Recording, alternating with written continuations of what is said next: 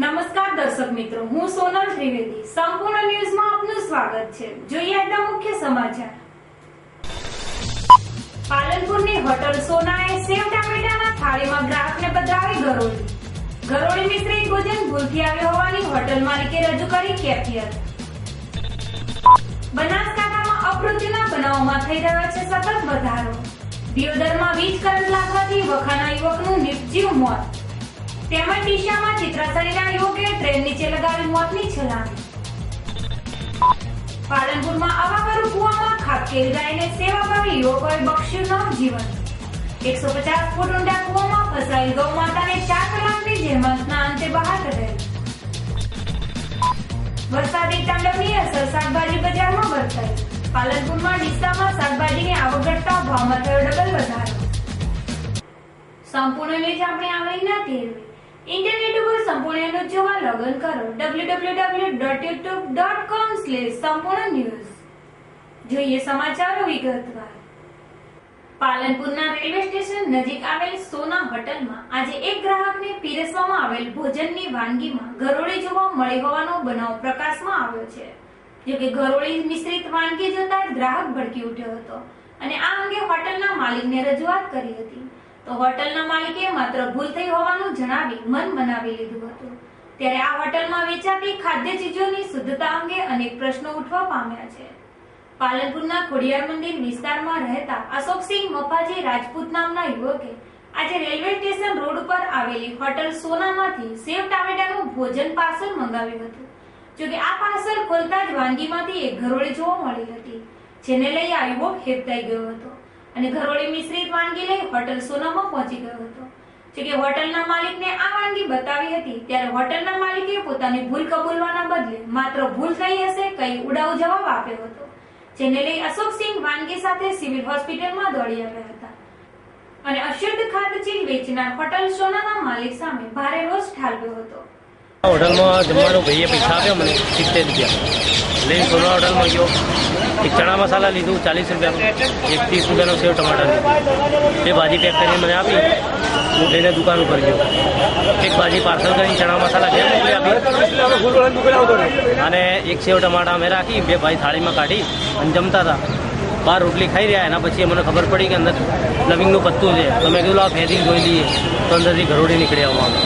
તો હોટલવાળાને તમે જાણ કરી? હોટલવાળાને જાણ કરી તો કે ઉપર આવો આપણે વાતચીત કરીએ કે બરોબર. પછી પાછો મેં કીધું એક કામ કરો તમે હું જઉં પછી આવીશ. પાછો જઈને એના નોકરથી વાત કરી કે તમે ખાધા પછી મરી તો નથી ગયા. પાછો એનો શેઠ કહે છે કે ભાઈ મને કે હાલ કે 10 વાગ્યા પહેલા ટાઈમ મળશે અને એનો શેઠ એટલામાં કહેવામાં આવે કે 10 વાગ્યા પછી હું મળી 10 વાગ્યા સુધી પછી આવીશ. 1 વાગે સબ્જી લેવા આવ્યો તો ટમાટરની સબ્જી આલી. એ સબ્જી અમે પોતે ખાઈએ અને મેં પોતે ગાધેલી છે બરાબર. 1 વાગે લઈ ગયો ને 3 વાગે લઈને આવ્યો તો સબ્જી પાછી. એમાં કોઈ સેવ ટમાટરની સબ્જીમાં તો કોઈ વસ્તુ ગ્રેવી કોઈ ચીજ આવતી જ નથી અને સેવ ટમાટરની સબ્જીમાં હોય જ નહીં શકે. આ બનાવટી જ છે સાહેબ અને ઈરાદાપૂર્વકનું છે. આટલું મને ચોખ્ખું દેખાય છે. અને લેવા એ વખતે પૈસા બી ઓછા આલેલા.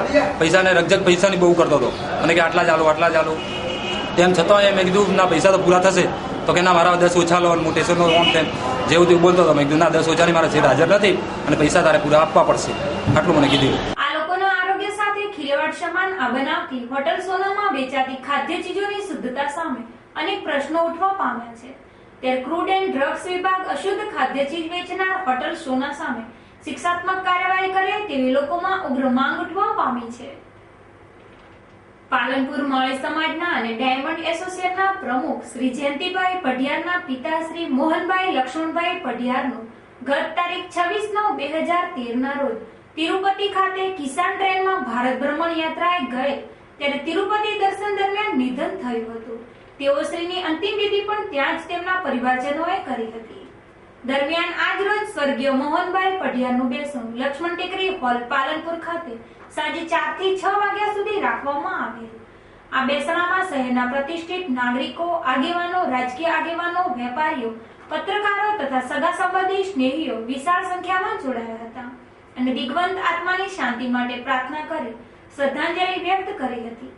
આ બેસણાનું આયોજન જયંતિભાઈ મોહનભાઈ પઢિયાર, રમણભાઈ મોહનભાઈ પઢિયાર તથા હરેશભાઈ મોહનભાઈ પઢિયાર પરિવારે કરેલ હતું. ગુજરાત રાજ્ય માર્ગ વાહન વ્યવહાર નિગમના ચેરમેન BS ઘોડાસરા આજે બનાસકાંઠાની મુલાકાતે આવ્યા હતા, જ્યાં તેમણે ડીસા બસ સ્ટેન્ડની શુભેચ્છા મુલાકાત લીધી હતી. ડીસાના નવા બસ સ્ટેન્ડમાં આજે સવારે ગુજરાત એસટી નિગમના ચેરમેન ઘોડાસરા અચાનક આવી ચડ્યા હતા, જેને લઈ એસટી કર્મીઓમાં ભારે દોડધામ મચી જવા પામી હતી. જોકે ઘોડાસરાએ ડીસા બસ સ્ટેન્ડની લીધેલી ઓચિંતી મુલાકાતમાં ડીસા એસટી ડેપો અંગે માહિતી મેળવી હતી અને એસટીને લગતા વિવિધ પ્રશ્નોની ચર્ચા વિચારણા કરી હતી. સાથે સાથે ગ્રામીણ વિસ્તારની પ્રજાને એસટીની સેવા મળી રહે તે માટે એસટી સત્તાધીશોને સૂચન પણ કર્યું હતું.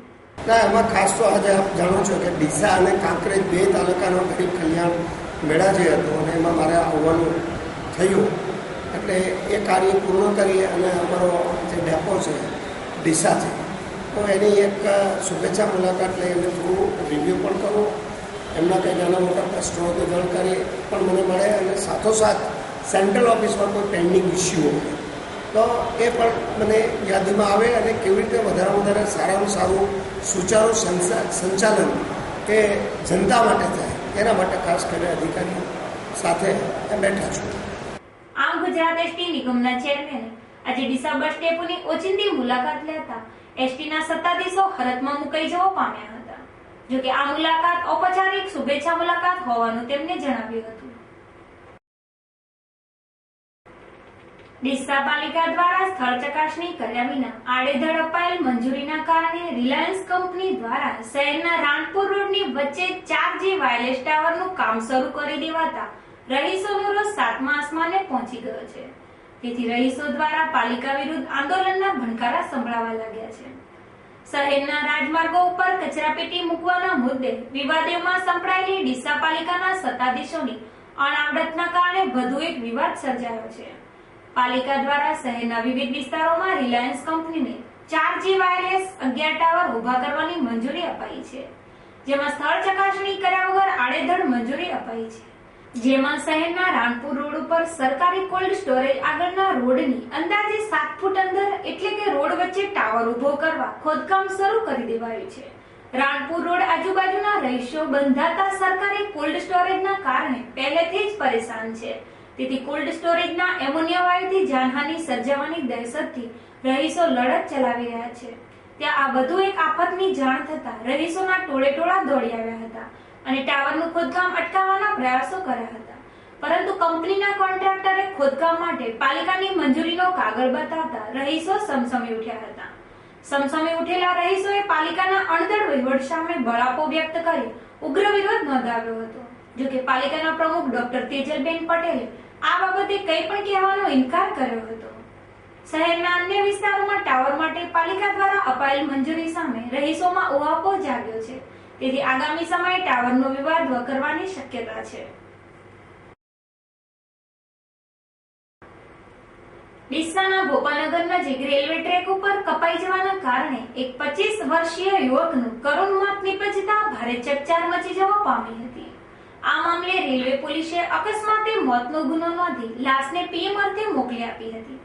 ડીસાના ભોપાનગરથી ભીલડી તરફ જતી રેલવે ટ્રેક ઉપર ગત બપોરના સમયે ચિત્રાસણી ગામના જગદીશસિંહ મફાજી લખવારા નામના 25 વર્ષીય યુવકે કોઈ અગમ્ય કારણોસર ટ્રેન નીચે પડતું મૂકી આત્મહત્યા કરી લીધી હતી. આ બનાવના પગલે ઘટના સ્થળે લોકોના ટોળેટોળા ઉમટી પડ્યા હતા. જ્યારે આ બનાવ અંગે રેલવે પોલીસને જાણ કરવામાં આવતા પોલીસે લાશનો કબજો મેળવી તેને પીએમ અર્થે મોકલી આપી હતી. જોકે ડીસામાં ટ્રેન નીચે પડતું મૂકનાર યુવક એક નમકીનની કંપનીમાં કામ કરતો હતો.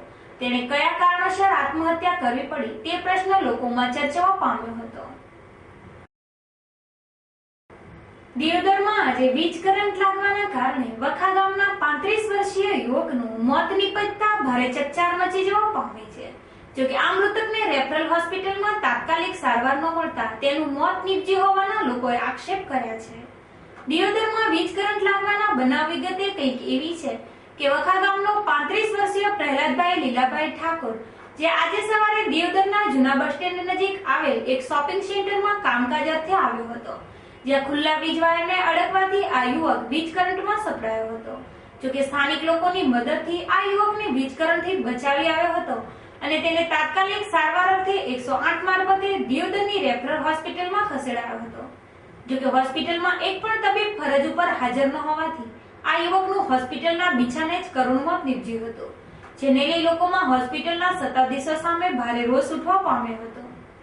સાહેબ, આમાં હું દુકાને અંદર કટિંગ કરતો હતો અને મારી દુકાને ભાઈબંધ છે મારે, અને ગ્રાહકની અમે બે જણા વાતચીત કરતા હતા. એટલે અમારે જે પતરા ઉપર જે વીજળી કરંટ લાઇટ હેડલ છે ને, એ પતરે અડવાથી એમને અચાનક ઇંગલે પગ ભીડાયેલા હતા. એટલે કરંટ લાગવાથી સુબાના બોગડા પાડ્યા. એટલે સુબાનો ઊભો થઈ ગયો. એટલે સાહેબ, આ સુબાના બોગડા પાડ્યા. એટલે મેં બોગડા પાડ્યા, પબ્લિક બધી ભેગી કરી અને તરત 108માં અમે દવાખાને લાવ્યો. કમનસીબે મૃત્યુ પામેલ છે સાહેબ. એવી રીતે આવી ઘટના બની. જોકે આજે વીજ કરંટનો ભોગ બનેલ યુવક સારવારના અભાવે મોતને ભેટ્યો હતો, ત્યારે દિયોદરની હોસ્પિટલમાં તબીબોને સેવા સુલભ બનાવવામાં આવે તે જરૂરી છે.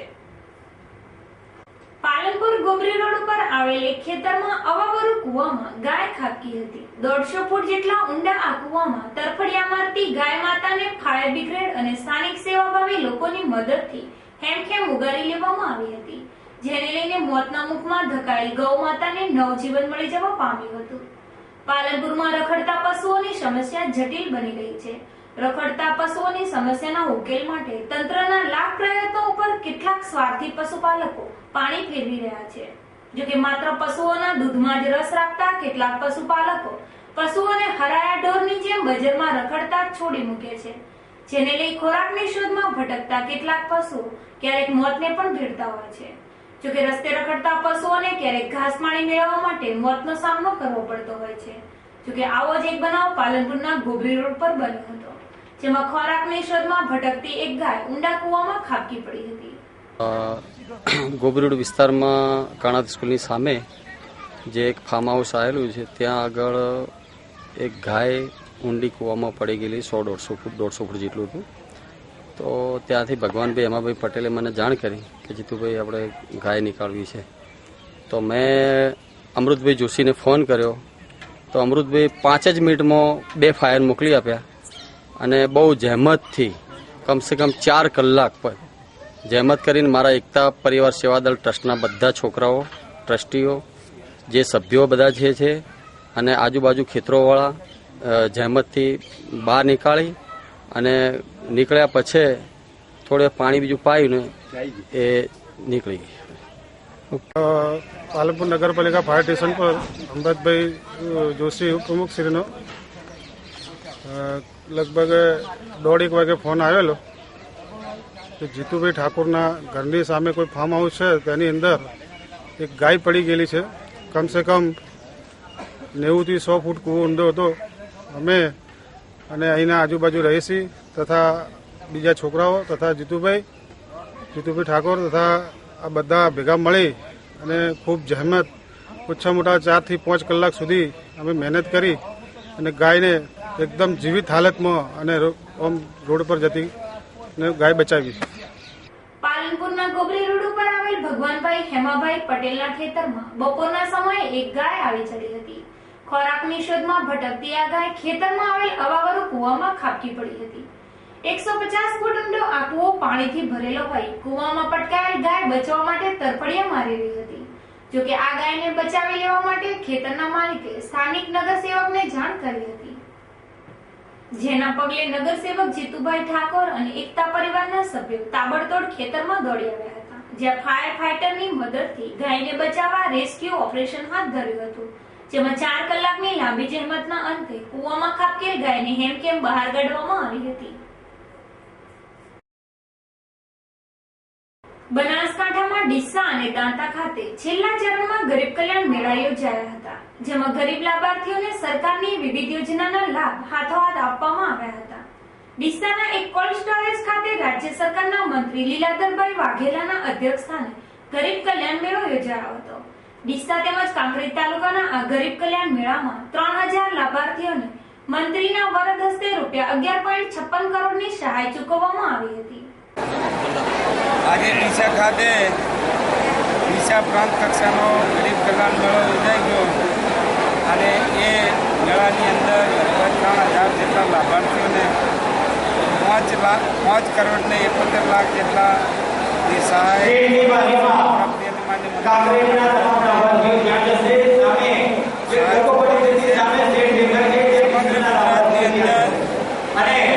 ગરીબોને ગરીબીની રેખાની માટે રાજ્યના સાહેબના આગેવાની રીતે ગુજરાત સરકાર સતત પ્રયત્ન કરી રહી છે અને એના બહુ સારા પરિણામો આપણી સમક્ષ આવી રહ્યા છે. આજે જે લાભાર્થીઓ આ ગરીબ કલ્યાણ મેળાની અંદર લાભ મેળવે છે એ સૌને હું મારી હાર્દિક શુભેચ્છાઓ પાઠવું છું. તેઓ સરકારની આ યોજનાઓ દ્વારા આનો લાભ લઈ અને પોતાનું જીવન ધોરણ ઊંચું લાવે એવી એમને આ તબક્કે વિનંતી કરું. જોકે સ્વાગત વિધિથી પ્રારંભ થયેલ ડીસા પ્રાંત કક્ષાના આ ગરીબ કલ્યાણ મેળામાં મંત્રી લીલાધરભાઈ વાઘેલાએ સંબોધન કર્યું હતું, જેમાં ગુજરાતના મુખ્યમંત્રી નરેન્દ્રભાઈ મોદીએ ગરીબીના કલંકને નાબૂદ કરવા માટે ગરીબ કલ્યાણ મેળાનું ક્રાંતિકારી કદમ ઉઠાવ્યું હોવાનું જણાવ્યું હતું. આ પ્રસંગે ઉપસ્થિત ગોપાલક બોર્ડના અધ્યક્ષ ડોક્ટર સંજય દેસાઈએ પણ ગુજરાત સરકારે કરેલા વિકાસના વખાણ કર્યા હતા. ડીસા ખાતે યોજાયેલ પ્રાંત કક્ષાના આ ગરીબ કલ્યાણ મેળામાં સરકારની અનેક ઘણી યોજનાઓનો લાભ લાભાર્થીઓને હાથોહાથ આપવામાં આવ્યો હતો. આ પ્રસંગે જિલ્લા કલેક્ટર જેજી હિંગરાજીયા સહિત ભાજપના પદાધિકારીઓ, અધિકારીગણ અને આગેવાનો મોટી સંખ્યામાં ઉપસ્થિત રહ્યા હતા.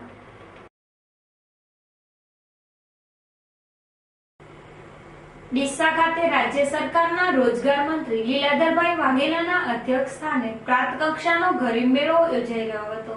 તે સમયે કોંગ્રેસના કાર્યકરોએ ગરીબ કલ્યાણ મેળાનો વિરોધ પ્રદર્શિત કર્યો હતો, જેને લઈ ફરજ ઉપરની પોલીસે ગરીબ કલ્યાણ મેળામાં દેખાવો કરનાર 20 જેટલા કોંગી કાર્યકરોની અટકાયત કરી હતી. ડીસા ખાતે આજે ગરીબ કલ્યાણ મેળો યોજાય છે. ગરીબોને જે આપવામાં આવે છે એમાં અમે પણ સહમત છીએ, પરંતુ કેન્દ્ર સરકારની યોજનાઓ છે, કેન્દ્ર સરકારની યોજનાઓ ગુજરાત સરકાર પોતાના નામે કરે છે. આપણે જોઈએ છે કે ગુજરાત સરકાર કરોડોના ખોટા ટાઈફા કરે છે. આજે નરેન્દ્ર મોદી તમે જુઓ કે બીજા રાજ્યોની અંદર જો પ્રચાર અર્થે જાય છે 2 ને 5 કરોડના મંચ બનાવવામાં આવે છે. જો એટલા જ પૈસા જો ગરીબો પાછા વાપરવામાં ખરેખર આવે તો આ ગરીબ પ્રજાને લાભ થાય, પરંતુ એ લાભ થતો નથી અને માત્ર ને માત્ર ખોટા ટાઈફા તમામ અધિકારીશ્રીઓને આ ગરીબ કલ્યાણ મેળામાં ગોઠવી દેવામાં આવે છે. અમે જોયું કે કાલે ડીસાની અંદર ભરપૂર વરસાદ પડ્યો, કેટલા બોર જીબીના ફોલ્ટના કારણે બંધા, છતાં તમામ અધિકારીઓને અહીં ગોઠવી દેવામાં આવે. તો આ તંત્ર જે છે વહીવટી તંત્ર તમામ આ ગરીબ કલ્યાણના ટાઈફા પાછળ ગોઠવી દેવામાં આવે છે અને આમ પ્રજા આનાથી પીડાય છે. અમે આનો વિરોધ કરીએ છીએ. ગરીબોને લાભ મળે એમાં અમે પણ સહમત છીએ, પરંતુ એને સાચા લાભ મળતા નથી. ઘણા ગરીબોને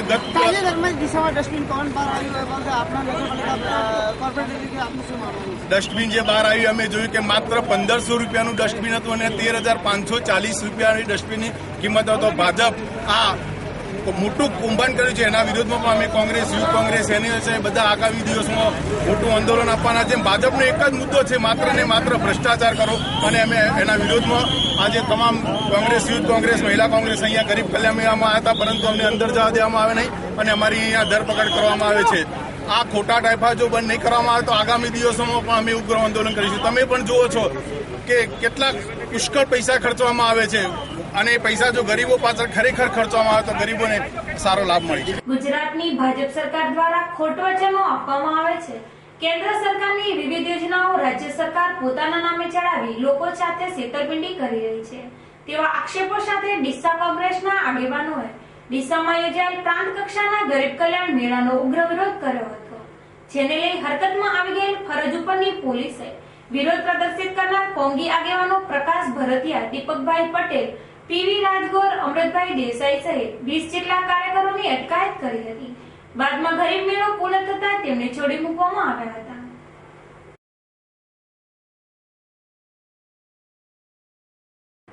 દિયોદર તાલુકામાં છેલ્લા 2 દિવસથી વરસતા વરસાદના કારણે દિયોદર હાઈવે વિસ્તાર ઉપર આવેલ જીઆઈડીસી પાણીમાં ફેરવાઈ ગઈ છે. 7 ગામોનું પાણી જીઆઈડીસીમાં એકઠું થતા ઉદ્યોગના પ્લોટો પાણીમાં ફેરવાઈ ગયા છે, જેમાં ઘણા સમયથી ઉદ્યોગ માટે બાંધકામ કરવા મોટો ભય ફેલાયો છે.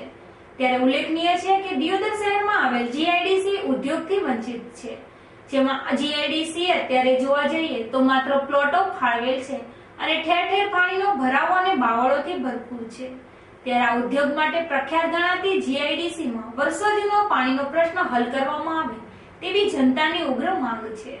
ત્યારે આ બાબતે જીઆઈડીસી ઉદ્યોગના પ્રમુખ જેબી દોશીએ જણાવેલ કે અત્યારે જીઆઈડીસીના ચોમાસાના સમયે વરસાદનું 7 ગામનું પાણી આ જીઆઈડીસીમાં ભરાય છે, જેના કારણે ઉદ્યોગનું બાંધકામ થઈ શકતું નથી અને આ પાણીના પ્રશ્ન બાબતે અમોએ ઉચ્ચ કક્ષાએ વારંવાર રજૂઆત કરી છે, પરંતુ હજુ સુધી કોઈ પગલાં ભરવામાં નથી આવ્યા.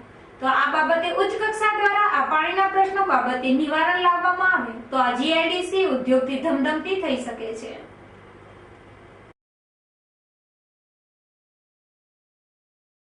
જીઆઈડીસીમાં જે 6-7 ગામોના પાણી આવે છે એના માટે વારંવાર રજૂઆત કરી છે. એના પાણીના કારણે અત્યાર સુધી ઉદ્યોગકારો મકાનો બાંધી શક્યા નથી, છેડો બનાવી શક્યા નથી અને ઉદ્યોગો શરૂ કરી શક્યા નથી. આજે પણ એની પોઝિશન છે. અમે આ બાબતે એમડીને માન્ય મંત્રીશ્રીને વારંવાર રજૂઆત કરી છે કે આ પાણીનો જીગાવથી નિકાલ નહીં થાય એમાંથી અમારા જીગોદર વસાહતનો વિકાસ થઈ શકશે નહીં. એ પ્રશ્ન આજે પણ ઉભો છે. હવે અમે છેલ્લી વોર્નિંગ આપી છે જો હવે પછી કે હજી સુધી તો આ પાણીના નિકાલ માટે કોઈ પણ નિર્ણય નહીં લેવામાં આવે તો આ અંગે અમારે જીઆઈડીસીના દરેક ઉદ્યોગકારોએ બધી જ અંગે મારે આગળ નહીં. શાકભાજીના ભાવોએ ફરી એકવાર ગૃહિણીઓને ચિંતાતુર કરી મૂકી છે, કેમ કે હાલ પાલનપુર ડીસાની બજારમાં શાકભાજીના ભાવ ભડકે બળી રહ્યા છે. થોડાક સમય અગાઉ જે શાકભાજી 20 થી 30 રૂપિયાના ભાવે કિલો મળતી હતી તે જ શાકભાજી આજે ₹50 થી 60 ના ભાવે વેચાઈ રહી છે. જોકે શાકભાજીના ભાવોમાં થયેલ ડબલ વધારા પાછોતરો વરસાદ કારણભૂત હોવાનું વેપારીઓ જણાવી રહ્યા છે. શાકભાજીની પરિસ્થિતિ છે ભાઈ કે 2-3 દાડા સલિંગ વરસાદ પડવાથી જે 200-300 દાગીના હતી 25 દાગીના ભાવ ડબલ થઈ ગયા. શું ભાવ છે શાકભાજીનો સામાન્ય રીતે? સામાન્ય ભાવ પહેલા જે ભીંડા 10 ના 500 હતા આપણે 20 ના 500 થઈ ગયા. દૂધી 5 રૂપિયા હાલ કોટા પર 15-20-25 રૂપિયા થઈ ગયો ભાવ. ગ્રાહકી ઉપર કોઈ અસર પડી? આની અસર કોઈ ગ્રાહકી ઉપર પડી? ગ્રાહકના બિચારામાં મજબૂતી ખાવું જ પડે ગ્રાહક લોકોને. અમે બી મજબૂતી અમારે વેચવું પડે. ગુજરાતમાં છેલ્લા એક સપ્તાહથી મેઘમહેર થવા પામી છે. આ પાછોતરા વરસાદના કારણે ભારે નુકસાન પણ થવા પામ્યું છે, જેની અસર શાકભાજી ઉપર પણ વર્તાય છે. વરસાદના કારણે હાલ બજારમાં શાકભાજીની અછત વર્તાઈ રહી છે, કેમ કે પાલનપુર ડીસાની બજારમાં શાકભાજી પૂરતા પ્રમાણમાં નથી આવતી, જેને લઈને શાકભાજીના ભાવોમાં ધરમખમ વધારો ઝીંકાયો છે.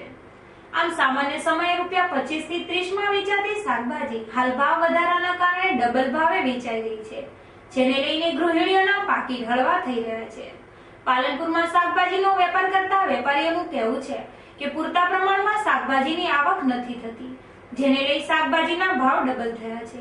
જેને લઈ લોકો 500 ગ્રામ શાકભાજી ખરીદતા હતા તે લોકો હાલ ભાવ વધારાના કારણે 250 ગ્રામ શાકભાજીની ખરીદી કરી રહ્યા છે, જેથી શાકભાજીનો વેપાર પણ બંધ પડી જવા પામ્યો છે. 3 દિવસ જે ભારે વરસાદ પડ્યો એના કારણે માલની આવક ઓછી થઈ ગઈ છે અને એના કારણે ભાવ ડબલ થઈ ગયા છે દરેક વસ્તુ. શું ભાવ છે હાલ?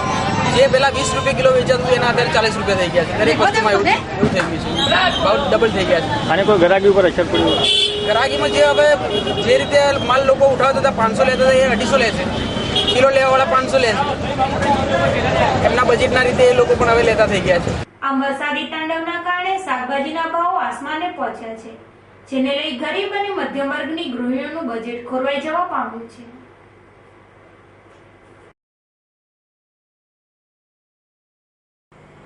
ફરી એક નજર આજના મુખ્ય સમાચાર ઉપર. પાલનપુરની હોટલ સોનાએ સેવ ટામેટાના થાળીમાં ગ્રાહકને પધરાવી ગરોળી મિશ્રિત ભોજન ભૂલથી આવ્યો હોવાની હોટલ માલિકે રજૂ કરી કેફિયત. બનાસકાંઠામાં અપમૃત્યુના બનાવોમાં થઈ રહ્યો છે સતત વધારો. દિયોદરમાં વીજ કરંટ લાગવાથી વખાના યુવકનું નિર્જીવ મોત. તેમજ ડીસામાં ચિત્રાસણીના યુવકે ટ્રેન નીચે લગાવી મોતની છલાંગ. પાલનપુરમાં અવાવરુ કુવામાં ખાબકેલી ગાયને સેવાભાવી યુવકોએ બક્ષ્યું નવજીવન. 150 ફૂટ ઊંડા કુવામાં ફસાયેલ ગૌ માતાને 4 કલાકની જહેમતના અંતે બહાર કઢાઈ. વરસાદી તાંડવની અસર શાકભાજી બજારમાં વર્તાઈ. પાલનપુરમાં ડીસામાં શાકભાજીની આવક ઘટતા ભાવમાં થયો ડબલ વધારો. આ હતા અત્યાર સુધીના સમાચાર. વધુ સમાચાર સાથે ફરી મળીશું. નમસ્કાર.